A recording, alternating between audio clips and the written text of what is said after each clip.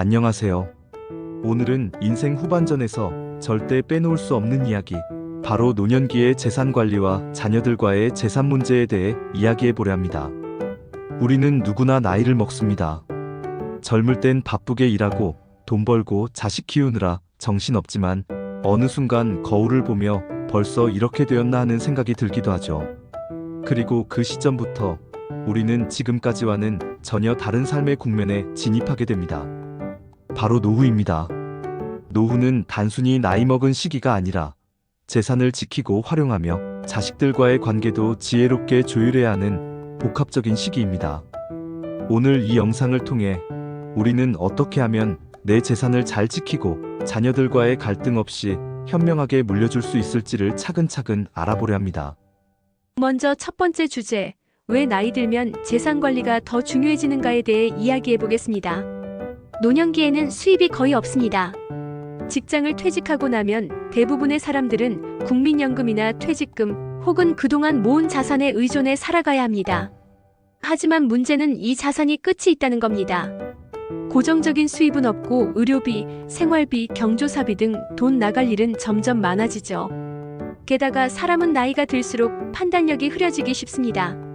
특히 고령이 되면 보이스피싱이나 투자 사기 등 각종 재산 관련 사기를 당할 확률도 훨씬 높아집니다. 실제로 65세 이상 고령층이 보이스피싱 피해자의 절반 이상을 차지하고 있다는 통계도 있습니다. 재산이 있어도 그것을 어떻게 지키느냐에 따라 노후의 삶은 천국이 될 수도 지옥이 될 수도 있는 것이죠. 두 번째 주제로 넘어가 볼까요? 그렇다면 노후를 위한 재산 설계는 어떻게 해야 할까? 노후 재산 설계는 크게 세 가지로 나눠서 생각해 볼 수 있습니다. 첫째는 지출을 줄이는 것, 둘째는 수익을 창출하는 것, 셋째는 위험에 대비하는 것입니다. 먼저 지출을 줄이는 부분부터 보겠습니다. 많은 분들이 은퇴 후에도 이전처럼 소비를 이어갑니다. 하지만 소득이 끊긴 상황에서 소비 패턴을 유지하면 빠르게 자산이 소진됩니다. 고정 지출부터 점검해 보세요. 보험, 구독 서비스, 고정적인 외식 비용 등 생각보다 줄일 수 있는 부분이 많습니다. 생활비 예산을 짜고 매달 기록하는 습관을 들이는 것도 좋습니다. 두 번째는 수익 창출입니다. 여기서 말하는 수익이란 꼭 사업이나 투자를 말하는 게 아닙니다. 예를 들어 소유한 부동산을 월세로 돌리거나 여유 자금을 안정적인 채권이나 배당주에 투자하는 것도 수익 창출의 방법입니다. 물론 투자는 반드시 전문가의 조언을 구하고 절대 무리해서는 안 됩니다. 고수익을 보장한다는 말은 반드시 의심해야 할 경고 신호입니다. 세 번째는 위험 대비입니다. 노후에 발생할 수 있는 가장 큰 재정적 위험은 의료비입니다. 따라서 실손의료보험, 장기요양보험 등을 미리 준비해 두는 것이 중요합니다. 또한 치매와 같은 질병에 대비해 후견인 제도나 사전 연명 의료 의향서 같은 제도에 대해 알아두는 것도 좋습니다.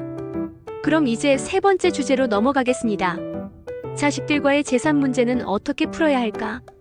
이 부분이야말로 가장 민감하고 어려운 주제입니다. 부모로서 자식에게 뭔가를 남겨주고 싶은 마음은 당연합니다.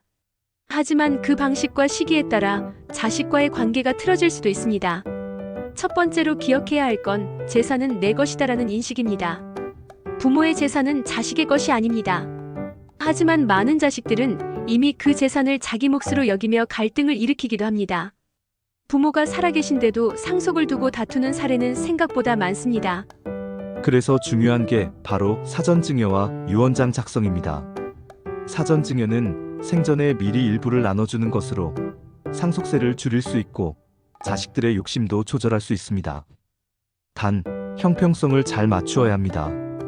자식들 중 한 명만에게 편중되게 주었다가는 나중에 큰 분쟁이 생길 수 있습니다. 유언장도 반드시 작성해 두는 것이 좋습니다. 우리나라에서는 공증을 받은 자필 유언장이 법적 효력을 갖습니다. 자식들이 유언장을 가지고 이견을 제기하기 어렵기 때문에 갈등을 미연에 방지할 수 있습니다. 하지만 무엇보다 중요한 것은 대화입니다. 자식들과의 재산 문제는 결국 소통의 문제입니다. 본인의 의사를 명확히 전달하고 자식들의 생각도 들어보며 서로 간의 입장을 이해하려는 노력이 필요합니다. 돈 문제는 말 안 하면 오해만 커지고 말하면 다툼이 생긴다고들 하지만 결국 말하지 않으면 더 큰 문제가 발생합니다. 이제 네 번째, 실질적인 사례들을 한번 살펴보겠습니다. 우리가 흔히 접하는 재산 문제 사례들을 통해 좀 더 구체적으로 살펴볼 수 있습니다. 사례 1. 부모가 살아계실 때 큰아들에게 전 재산을 증여하고 이후 부모가 병들자 다른 자식들은 돌보지 않으려 합니다. 큰아들은 이미 돈을 다 썼다고 하고 결국 부모는 요양병원비도 없이 쓸쓸히 지내게 됩니다. 이 경우 부모가 증여와 함께 돌봄 의무에 대한 약정을 했더라면 어땠을까요? 혹은 자식들에게 역할을 배분하고 일정한 용도에 맞게 증여를 했다면 어땠을까요? 사례 2. 유산 상속을 두고 형제자매끼리 법적 다툼에 들어가며 10년 넘게 가족 관계가 단절됩니다. 문제는 부모가 유언장을 남기지 않았고 구두로만 누구에게 뭐 줄 거다라고 이야기했던 것이 갈등의 씨앗이 되었던 겁니다. 유언장을 미리 작성하고 공증까지 받아놓았다면 법적 분쟁 없이 깔끔하게 정리될 수 있었을 겁니다. 그렇다면 마지막으로 우리가 지금부터 할 수 있는 실질적인 준비는 무엇일까요? 구체적인 실천 항목을 정리해 드리겠습니다. 첫째, 자신의 재산을 정확히 파악하세요. 부동산, 예금, 보험, 채무 등을 정리한 재산 목록표를 작성해 보세요. 둘째, 월별 수입과 지출을 기록하고 고정비를 줄이는 방향으로 소비 습관을 바꾸세요. 셋째, 나의 노후를 위한 의료비 대비 플랜을 세우세요. 실손보험, 간병보험 등을 점검하고 필요시 보완하세요. 넷째, 부동산의 경우 임대 수익 구조로 전환 가능한지를 검토하고 세금 문제도 함께 고려하세요. 다섯째, 자녀들과 정기적인 대화를 통해 부모의 재산 철학을 공유하세요. 가능하면 가족회의 형식으로 대화를 정례화하세요. 여섯째, 유언장과 사전의료의향서 등을 미리 작성하고 공증 등 법적 장치도 마련해 두세요. 일곱째, 법률 전문가, 세무사, 사회복지사와의 상담을 통해 전문가의 조언을 받아두는 것도 큰 도움이 됩니다. 끝으로 가장 중요한 건 내 인생의 주인은 나라는 사실입니다. 내가 번 돈, 내가 일군 재산, 내가 선택하는 노후입니다. 자식이 중요하지 않다는 말이 아닙니다. 다만 내가 먼저 행복해야 자식들도 부담 없이 부모를 존중할 수 있습니다. 내 인생의 마지막 장을 누군가 대신 써주지 않습니다. 내가 준비해야 내가 원하는 모습으로 마무리할 수 있습니다. 오늘 이 영상이 당신의 삶에 도움이 되었기를 바랍니다. 노후는 준비하는 사람만이 누릴 수 있는 특권입니다. 구독과 좋아요 부탁드립니다. 감사합니다.